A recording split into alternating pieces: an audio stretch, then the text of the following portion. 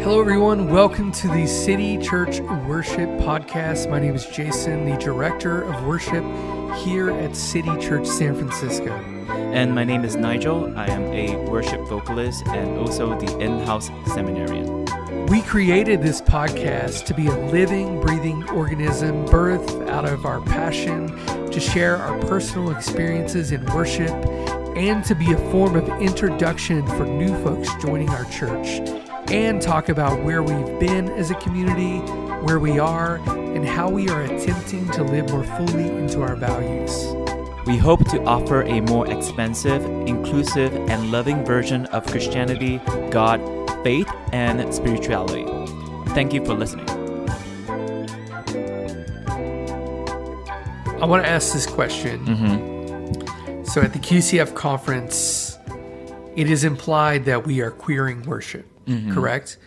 So when I say the term queering worship, and it's one of the reasons we started this podcast, is to explore this, right? What does that mean to you, queering worship? I think the previous point that you brought up about centering, right? That worship is very centered around a specific theme, a specific group of people. I think queering worship, and this is also a term that I learned at the conference, is decentering, right? So queering worship means that we decenter worship. And what does decenter means? It means that it is no longer just bounded by certain limitations or labels. It's no longer determined by just a small group of people and being told this is what worship is about, right? So decentering it means to move power around to all of us, the rest of us, so that worship is accessible again, that worship is personal again, that worship is relatable, relevant to our real, very, very real lives again. And so queering worship is not like making God gay or, you know what I'm saying? Yeah. Yes, it's not It's that. not glitter and rainbows. Yes. Yeah. Yes. It is, but it isn't. Yeah. Yes, but queering, the term queering, I feel like is decentering, is also like a distribution, dissemination of maybe authority. You know, and by saying like, what do you do when you worship? And you ask a queer person, what they're comfortable with might not be the same as a cisgendered person, because their experience in the society, in the world, is just vastly different. To live feeling, for example, unsafe in spaces, especially for people who are trans, right? To feel invisible, to feel like your opinion is erased every time you speak out, that it doesn't matter, right? So it's giving people the voice and giving people the room to be like, okay, you can determine what works for you. So I think that is what queering worship means. I love that. It's like would you say it's a spaciousness, right? It's an invitation into spaciousness. Like what is right and what is wrong? What's the right and the wrong way? Yeah. I think, back in the medieval times where our church fathers, they really wanted order. They really want order. They wanted to also separate themselves from other threats like, Islam, right? Our early church fathers see that as like a threat. And then also to separate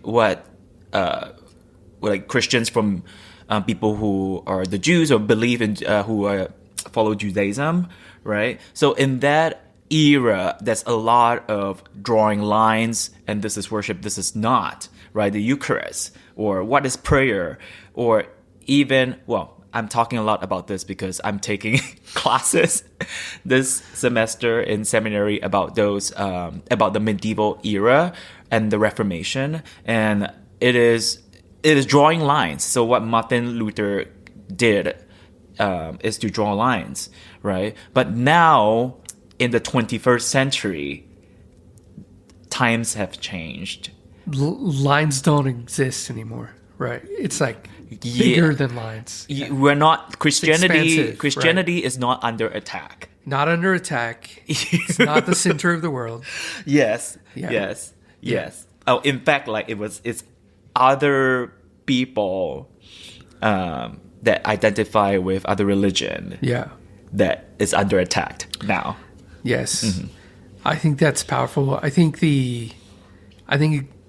for cishet folks, it's an invitation. It is not something to be like queering worship isn't something to be afraid of. Mm-hmm. We're not trying to make you queer by letting you participate in queering worship. Yeah, it's an invitation to becoming more who you even want to be. Mm-hmm. It's an invitation for you to work, to be in worship in spaces that feel very true to you. And like my role in our kind of position at City Church is to always ensure we're creating the wide table, right? Mm-hmm. Which is like the very definition of queering worship. And we are doing that through conversations, through stories, through everything that we're doing. When we say that, we're not making meaning of the word queer in a sense of forcing you to be queer. Yeah. Yes. Can I say something that might be a little bit controversial? Yes. You're like, yes. I think that Jesus and his disciples would probably be considered queer in those times by the religious leaders, that they are not following the rules. Queer in a sense of not queer as in like they're LGBTQ, but queer in the sense of they're outside. They're outside the norm. They're outsiders. They are That's the helpful. other. Right. Yeah. Right? There are Jews that are not really Jews, or like they're the bad Jews, you know? And I just got this reminder in my head, like a download from the universe. This phrase that Jesus said to the religious leaders, like, man is not made for Sabbath. Sabbath is made for man. And I think maybe this can be applied to worship as well. That, you know, this might be a little bit controversial, but stay with me. Like, worship is not made for, like, how should I say? Yeah, men is not made for worship, but worship made for men. That worship is for our benefit. Yes. It's for us to be closer to the divine. And so if you can queer that, God don't need our worship to be stronger. Mm-hmm. You know, God doesn't need our worship to feel loved. In fact, God is so humble, right? God is so humble. God is all love. Right? That God can just love you even when you don't worship God, or you don't worship the right way. You don't sing the right song, right? So this opens up more room for all of us to really find something that works for us. Mm-hmm. So that it's not just a religious practice. It's not just a duty and obligation. I gotta go to church on Sunday because I need to get my sins forgiven. You know? Yeah, you gotta find something that works for you. Well, that's the whole, we've talked about that in previous episodes. Mm-hmm. That's the whole thrust of, you know, when we talked about salvation and needing one another, that it really is for you. Just like any spiritual practice of any kind. Mm-hmm. Worship is is another one of those practices that it is for you to show up for yourself in new ways and show up for one another. Yes. And you can't do it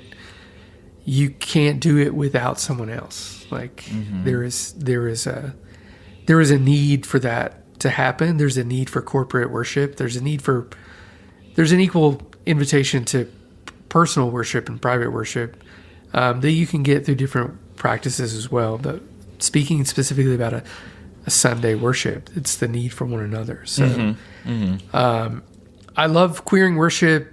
I love the definition that you shared so much, because it is I think so often the definitions of some of these words are so skewed by whatever inputs are in someone's life, media, social media, like books they've read. And yet at the end of the day, like, it is such a broad term. It's a broad invitation. It isn't what you, hopefully, if you're hearing this and you've never thought about that aspect of queering worship, maybe that's like a new invitation to try that on. It isn't something to be afraid of. It isn't something you're not losing your soul by queering worship. You're actually gaining your soul. Yeah, right. You're gaining your soul. Yeah. I mean, now I understand, and I know that when somebody tells you this is the right way to worship, like alarm, like red flag, alarms. like this is the right way. This is how God wants you to worship. Like, this is how you should do it. I feel like when somebody says that, you should be like, wait a minute. Let me go think about it, and then just leave. Because right way, nah, it's not true. There's so many worship songs that have that phrase, one way. Jesus, one way. Yeah. Oh my gosh. I love the queering worship aspect of QCF and the invitation. And I love this idea. And I hope that as we continue to live more into our identity as City Church, we continue to create invitation and inputs for you to be part of what that means and express yourself in ways, because it's important for us to put ourselves in positions, in spaces where we don't feel comfortable. Uncomfortableness creates meaning, creates opportunities for growth. I personally find so much comfort in trying things. I'm also very much like someone who needs to try on a practice or do something in order to like know what to do with it. Yeah. I can't just like create something in a vacuum and like know what it's going to feel like. I need to actually do it, assess it, think about it, and then maybe do it again or maybe not. Yeah. Maybe change it, right? Yeah. And I think that that's okay. That's the safety of worship. That's the safety of what we're trying to do on a Sunday. Take us into the environment. I think one of the gifts of QCF that's really beautiful is they tend to not be labeled by one particular genre, right? There's gospel, there's CCM, there is hip hop now we've heard about. There is also a liturgical service on Sunday that I imagine has a choir. Yes. And it's just piano. And hymns. And hymns, right? So they really diversify the offerings. So what do we need to know, those of us who weren't there, about what happened in the worship singing time? The worship singing time. I like that there's, like you said, there's a diversity, there's a range of different kind of worship. One night it's labeled or called revival. So it's a little bit more... There's an organ. No, like No it's organ? a more emotional kind of like I mean, I think the lead singer, she came from a Pentecostal background, that kind of revival. Is this you know. Katie? Yes, Yeah, yes, yes. Katie is very. I remember Katie last year, and I love their energy. Yes. Yeah, so there's this energy that is very invitational. Yeah. I'll say that. And then another artist that is one of the featured line for this year's lineup besides Erica Mason is The Many. And I've been like the biggest fan of The Many. And we have sung actually a couple of their songs in City Church, right? Yeah. Like, when do you know about The Many? I think I first heard of The Many probably in 2019, 18. What? When did they start? Pre-pandemic? 100%, yeah. Yeah, I knew who they were. I'm pretty sure I was onto them pretty early because, again, I shared this in earlier episodes, leading worship in other spaces that weren't City Church, that were very queer spaces. And the pastor of that space, the priest of that space at Grace Cathedral, had excavated a lot of worship music and found them somewhere along the way. So I kind of knew who they were. I don't think that we did All Belong Here first, I'm pretty sure, at City Church, probably in 2022. That's what's on Nigel's shirt right now. Yeah, All Belong Here. All Belong Here. I don't know when they started. Do you know when they started? I can look it up. What do you experience in the music? What caught my attention is really the songwriting.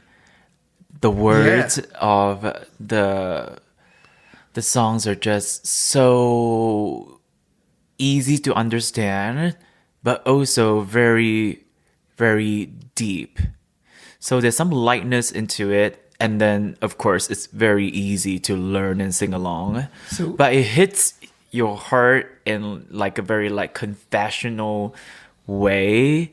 I'm a big fan. So when I get to listen to them live, wow, like they put on like a show, and there's a lot of audience interaction as well. Where one of the songs, Love More Than Fear, they taught us like body movements. Oh, that's cool. Yeah, it's like love is greater than fear. You mentioned we could do this with the children of City Church. It would work well, right? Yeah. Absolutely. Great. Yeah, but like the crowd, and I think the difference between this year and last year at this kind of big general meetings is that people this year were more animated. Seem like they're more comfortable with stepping out of their comfort zone, like, standing up and like clapping and being just more interactive, and so I guess maybe it's because this year's worship team is just maybe a little bit more invitational, more proactive, and but the I think like a 30-minute or 45-minute session with The Many was just one of my highlights of this conference. So do you have a favorite song by The Many that we could listen to? I think Come As You Are, right? Well, I mean, I guess like I just really like this kind of invitational kind of come as you are, all that I am. And try to encourage honesty, and you first have to be honest with yourself. Then you can bring your honest self to somebody else, and sometimes you want to hide some things even from yourself, and that means that you cannot come as you are with all that you are. Yes. I think that's the lyrics, right? Come as you are, come you weary, come done, lay your burdens down. That's the song, right? Right. So have we done that? I think we've done that one, right? We have. Yeah.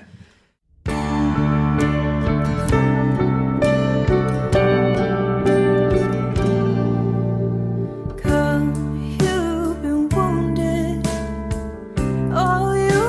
lost hope. Come, you are long